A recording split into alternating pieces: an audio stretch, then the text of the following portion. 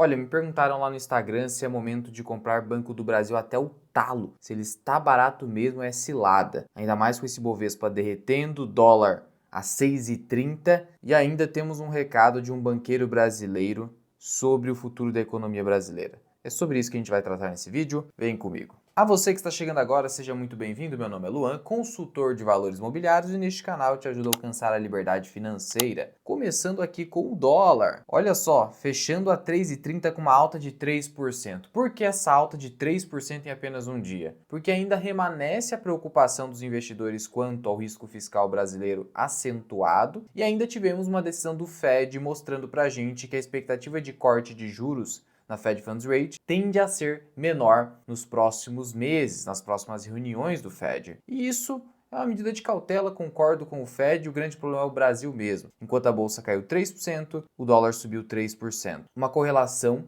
quase que perfeitamente negativa nesse momento. Mas veja, essa alta toda do dólar carrega consigo eventual oportunidade na bolsa brasileira. Já falei sobre isso em outro vídeo, mas eu vou trazer aqui o que nós podemos esperar para a economia brasileira e se Banco do Brasil realmente está muito descontado com toda essa queda. Primeiro, vamos recapitular o que está acontecendo com títulos públicos federais. Pessoal, só para você ter uma ideia, o pré-fixado de mais curto prazo, vencimento em 2027, está pagando 15,68% ao ano. Agora, você vai se perguntar, tá, qual é o efetivo ganho que eu tenho aqui? Quanto que eu ganho? Quanto que vem de juro para o meu bolso? E aí acontece o seguinte, pessoal, você vai pegar essa taxa, 15,68, descontar 0,2, então fica 15,48, esse 0,2 é a taxa de custódia da B3, é assim que você faz o cálculo, e depois você multiplica por 0,85, que é 85%. Por quê? Que é o imposto de renda. Então o governo ele tributa aqui também. Então você vai ter uma taxa no seu bolso de 13,15. É claro que, se a inflação for muito alta, se o IPCA for para 7, 8% eventualmente, o seu ganho real fica mais reduzido, mas ainda assim hoje esse ganho real está bastante interessante com o IPCA próximo de 5%. Mas significa que não vai piorar? Não significa, pessoal. Você pode perder com a marcação a mercado. Por isso que se você quer pegar aí título pré-fixado ou IPCA 2029, o ideal é que você pegue de mais curto prazo, senão você vai ficar sofrendo com as oscilações da marcação a mercado. E chegamos num patamar bem próximo ali do pré-impeachment da Dilma, pessoal. O negócio tá grave. Tesouro IPCA mais 2035 perto de pagar os maiores juros que nós tivemos aí nos últimos anos. E aí tem gente falando, é culpa do mercado é ganancioso, exigindo alto prêmio de risco quando não há. Pessoal, você realmente vai cair nessa narrativa? Já falei do risco fiscal se acentuando no Brasil. O mundo inteiro está criticando, economistas do mundo inteiro. E ainda, o governo brasileiro e a esquerda fica o quê? Fica atacando o Banco Central, falando que não se justifica esse juro de 12,25 nesse momento. Mas veja, mesmo com esse juro de 12,25, nós temos um dólar que não para de disparar. Se realmente o juro brasileiro hoje estivesse muito elevado, não era para o dólar estar disparando, ia conter o avanço do dólar. Não é isso que está acontecendo. Então não caia em discursinho de mídia, esse blá blá blá que ficam te passando. O que importa é o que está acontecendo agora, a realidade prática. Está mostrando para a gente que o dólar não consegue ser contido mesmo com esse juro bem elevado. E aí, sobre esse juro bem elevado, é aí que vem a avaliação de um banqueiro brasileiro. Mas antes, olha só a avaliação do Lula decrescendo. Já tem gente dizendo que a reeleição para o Lula é bastante improvável. Não sei qual a sua opinião, deixa aqui embaixo. Inclusive, na minha visão, diante desse cenário, desse completo descrédito do mercado frente ao Lula, eu entendo que um gatilho para realmente a Bolsa Brasileira disparar eventualmente, porque ela realmente está bem depreciada, seria eventualmente o Lula perder a reeleição para um governo de centro-direita até direita em 2026. A gente consegue perceber isso claramente, essa virada de ciclo, quando a gente troca governo. Vimos isso quando o Temer assumiu o poder, começou uma virada de ciclo. Vimos recentemente agora na Argentina com o Milei. Isso acaba acontecendo, pessoal. Então, se você ver alguém falando que política não interfere na economia e nos investimentos, olha, duvide disso, porque é justamente por conta de medidas governamentais, estatais, que você tem as empresas muitas vezes quebrando no Brasil, pedindo recuperação judicial, empresas pedindo falência. Por quê, pessoal? Aí que entra o recado desse banqueiro. Veja o que ele disse: estoque de dívida pode matar uma empresa. E ele está falando isso sobre o cenário de 2025. E você poderia falar, um banqueiro falando isso, mas banqueiro ganha mais dinheiro com juro elevado. Não é bem assim. Juro muito alto significa risco muito alto. E juro muito alto significa mais inadimplência. Do que adianta eu ter um juro de 20% se eu não vou receber? Se eu não vou receber, não vale de nada. Então, o risco é muito importante aqui, pessoal.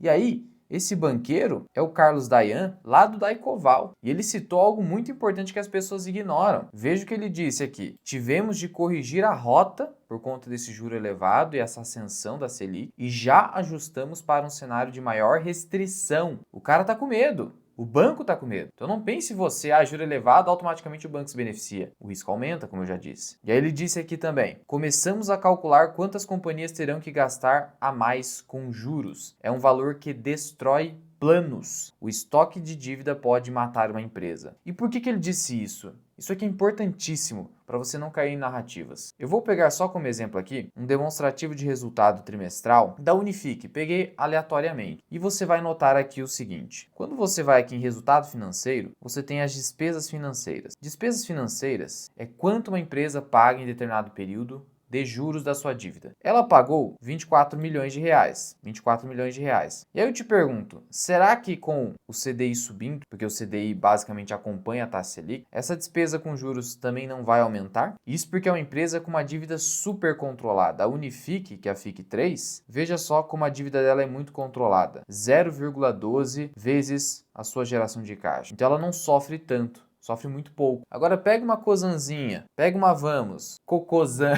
como eu vi o vinheteiro falando. Rapaz, esse tipo de empresa com uma dívida desse tamanho é o tipo de empresa que, num estralo, 1% a mais de Selic faz com que ela tenha um resultado de lucro se transformando em prejuízo. Porque ela gera caixa, mas esse caixa é consumido por juro. E aí, tá vendo? Aqui o recado desse banqueiro, ele também está receoso. Por isso que eu também reforço aqui, o setor bancário, ele não é completamente anticíclico. É muito bom no Brasil, é muito resiliente, ganha muito dinheiro, mas o melhor dos setores mesmo no Brasil é o setor de seguros, pessoal. Não tenha dúvida disso, porque o setor de seguros ganha muito dinheiro com Selic em alta, mas muito dinheiro, porque o caixa da seguradora está ali, em Selicão. E quando o juro está caindo, o resultado financeiro dela até cai, só que aí ela ganha muito mais com apólices sendo emitidas. A atividade empresarial está mais aquecida e aí isso gera mais apólices, etc. Então, é o melhor setor da bolsa, não tenha dúvida disso. Mas enfim, o tema não é esse. Luan, não é o setor elétrico? Não é o setor elétrico. As empresas do setor elétrico precisam de dívida para os seus investimentos, para crescer. Dívida alta, juro alto, isso pode dar ruim até para os dividendos que as elétricas vão pagar. Então o melhor de todos é seguros mesmo. E aí veja que essa discussão da dominância fiscal cada vez mais se torna vigente no debate público entre economistas, analistas. Só lembrando que dominância fiscal é o cenário em que a gente, por mais que aumente o juro,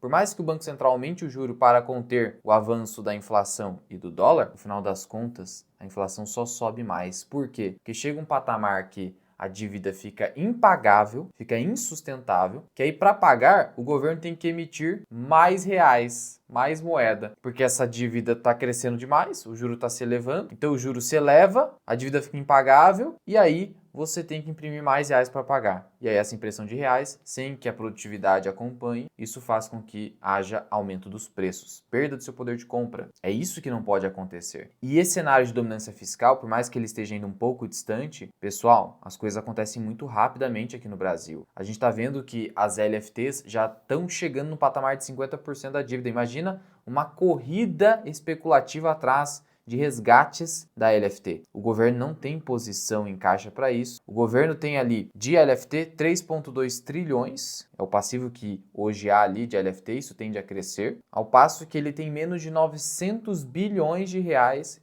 de disponibilidade para honrar com esses compromissos. Então a impressão de reais poderia sim ser uma realidade. E aí a gente chegaria no cenário de dominância fiscal. E aí o governo está aqui falando de reforma tributária, que essa reforma aqui é uma vergonha, não gerou preço nenhum. Um dos maiores IVAs do mundo estão falando que vão abaixar um pouquinho aqui. Era 27 alguma coisa, agora cai para 26 alguma coisa. Não muda nada. Veja que o mercado está reagindo positivamente nem um pouco, porque essa reforma aqui é uma vergonha. E no meio do caminho, olha a preocupação aqui do STF, pedindo para o Congresso Nacional disciplinar redes sociais e criar um órgão regulador. Olha isso aqui, a economia em frangalhos, dólar disparando, tudo dando errado. Vamos regular as redes sociais. Eu vi o pessoalzinho aí falando que o dólar nas alturas é Culpa dos memes na internet. Culpa dos memes na internet. Façam memes então para baixar o dólar, por favor. Por que esse dólar nas alturas? Não dá, né, pessoal? Como é que o ministro vai para Disney? E aí a BlackRock já tá falando de diversificação em ouro e Bitcoin para 2025. E aí para com essa besteira de não compro o topo. Pessoal, defina o asset allocation, balanceamento e para com essa historinha de market time que não dá certo. Esse ano foi didático para mostrar que market time não dá certo e as coisas podem mudar completamente em poucos meses. Pessoal, ninguém pôde prever essa virada da Selic assim muito rapidamente. Foi uma explosão. Então esqueça, ninguém pode prever, esqueça o market time, esqueça que você não vai comprar topo, que dólar tá caro. Isso é uma grande besteira. No longo prazo não muda nada. No longo prazo, dólar vai continuar subindo. Dólar deve ser 6,5% ao ano ou até 7%, zerando IPCA praticamente. Esqueça essa historinha, vai esperar corrigir. Quando tava R$5, todo mundo tá falando que tava caro. Você vai falar a mesma coisa. Para com essa besteira. Siga sua estratégia de investimento, que precisa ter dólar em alguma medida. E aí, olha só a importância de você ter um asset allocation bem definido. Eu criei uma série aqui no canal, que é a do portfólio permanente, com apenas R$500 por mês aportando. O que eu fiz aqui? Vou até pegar o lançamento aqui para te mostrar. Eu comecei essa carteira no dia 3/12, comecinho de dezembro, e ela tá bem positiva, com 1,71% de alta. Por quê? Acertei fiofó da mosca? Não. Perdendo aqui em Banco do Brasil, inclusive, perdendo ainda mais aqui em fundo imobiliário, que parece que não tem fundo, mas estou ganhando aqui 8,70 em Bitcoin, estou ganhando aqui 1,63 em ETF e estou ganhando quase 0,5% em renda fixa de liquidez diária, CDBzão. Tá vendo a importância de ter uma estratégia e não ficar, eu vou acertar fundo, acertar fundo. Eu poderia ter comprado tudo de Banco do Brasil. Estaria tudo negativo aqui e com a faca caindo ainda, pessoal. Não tem como acertar fiofó da mosca, mas dá para ver que a faca vai continuar caindo, porque não há nenhum cenário de reversão clara para 2025. Parece que vai piorar. Estão fazendo até memezinho que a gente deveria estar feliz por hoje, porque o amanhã vai ser pior. Não sei você acha que bolsa chega a 100 mil pontos de novo? Nossa, que pedrada seria. Porque se você olhar a performance da bolsa aí com essa queda de 6% aproximadamente nesse ano, mais essa alta do dólar, na verdade a bolsa caiu quase 30%. Bom, e sobre o Banco do Brasil, pessoal? Tá muito barato esse negócio. Não é recomendação nenhuma. Mas como que você fala que isso aqui está caro? Indicador preço-lucro, quase 5 vezes. Indicador preço-valor patrimonial, 0,75. Dividend yield já batendo aí 10,6. O banco continua melhorando o resultado. Alto retorno no seu patrimônio líquido. Sim, está piorando na inadimplência. Isso já está no preço. Agronegócio em crise. Já está no preço também. E tem um detalhe, o governo é o acionista majoritário. O governo quer dividendo, meus amigos, ainda mais com esse cenário aí complicado, em que resultado primário está em déficit. Estou nem considerando juros. Então o governo quer dividendo de Banco do Brasil, quer dividendo de Petrobras. Então ter estatal hoje ali no seu pedaço de Brasil, na carteira, se você segue pela estratégia de dividendos, que é o ideal aqui no Brasil, é quase essencial. Até como uma medida de você se beneficiar dessa necessidade do governo por dividendos. E Banco do Brasil nesses preços, sinceramente, olha, se eu não tivesse bastante alocado já em Banco do Brasil, eu estaria comprando, porque o negócio está muito barato. Mas não traia a sua estratégia. Não vá além do percentual que você definiu, porque o seu asset allocation é mais importante do que simplesmente você aproveitar as oportunidades do mercado. Porque nada garante que Banco do Brasil chegou no fundo. Porque se tivesse essa garantia, todo mundo estaria comprando e aí o papel já teria subido, já teria mudado completamente o cenário. Luan, quanto que você teria no máximo dentro da sua parcela de ações em Banco do Brasil? 20%. Não ultrapasse 20% dentro de um portfólio, salvo se essa empresa crescer demais na carteira e aí depois você faz o rebalanceamento se for o caso. Lembrando que se você quiser se aprofundar, se tornar um investidor independente, conheça nosso treinamento, formação Mirai Invest, acesso por 5 anos, tem muito tempo para estudar, eu mesmo que respondo todas as perguntas que são feitas, e é um curso super completo. Focado em ações, fundos imobiliários, exterior, renda fixa, tem tudo lá. Para pegar alguém do absoluto zero até te tornar um investidor independente de nível intermediário avançado. Então conheça o FMI clicando no link aqui da descrição e no primeiro comentário fixado. Mas eu quero saber a sua opinião. Banco do Brasil tá barato ou é doideira comprar agora que a faca tá caindo? Qualquer dúvida é só deixar aqui embaixo também. Fui!